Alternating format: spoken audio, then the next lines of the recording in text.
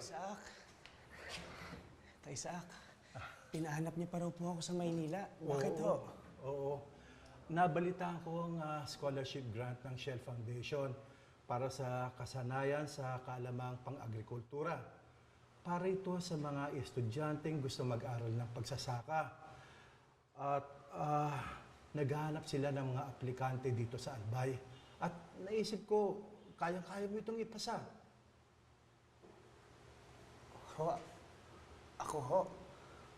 Ay, tata, high school lang ho natapos ko.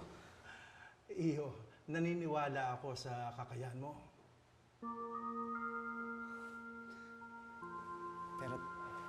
Pero tata, napakabait mo sa pamilya ko kahit di naman ho namin kayo kaano-ano.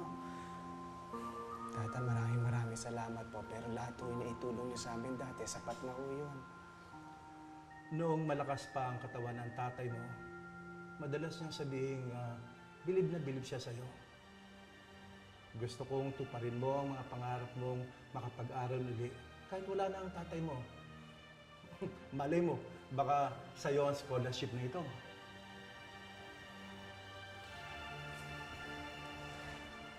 Tata, maraming salamat po.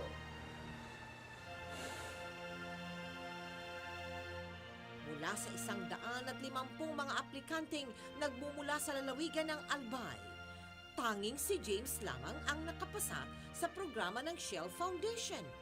Hindi niya inakala na matutupad pala ang pangarap niyang maipagpatuloy ang kanyang pag-aaral. Hindi nagtagal, nakapasok na si James sa Pampanga Agricultural College bilang isang scholar ng Shell Foundation. Nagsikap sa pag-aaral si James hanggang sa makilala niya si Cynthia.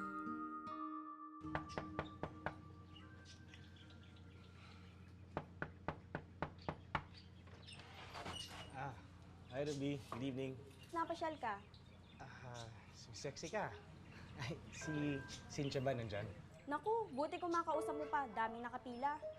Oh! Ayan, tignan mo.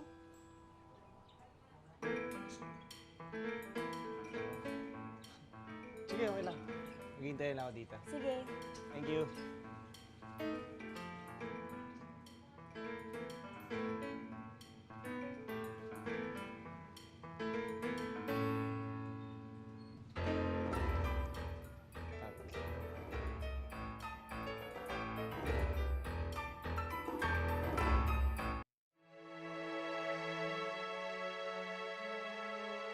Bagamat maraming manliligaw si Cynthia, hindi pinanghinaan ng loob si James.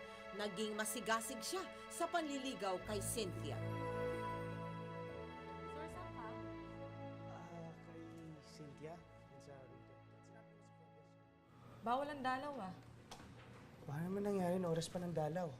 May chicken pox yung dadalawin mo. Ganun ba? Miss, huwag kang mag-alala. Nagkabulutong na ako ng bata ako. Sigurado ka? Huwag mo ako intindihin. Balat kalabaw ako. Ha? Sige, pero isang oras lang ah. Sungit mo naman. Sige. Uy! Dito pala kayo. Uy, bro man, lakas ng loob mo ah. Bakit? Okay ka, James ah. Lahat na ng ligaw kay Cynthia nag-atrasan nung nalaman yung bulutong siya. Ikaw lang yata ang di na pa-atras ah. Ganun ba? Sige, mauna na ako ha. Inaraw-araw ni James ang pagdalaw at pag-aalaga kay Cynthia. Sinunggaban na ni James ang pagkakataon na mapatunayan sa dalaga ang pagmamahal niya dito. Unti-unting nagsawa ang ibang mga manliligaw ni Cynthia sa pagbisita sa kanya hanggang sa si James na lamang ang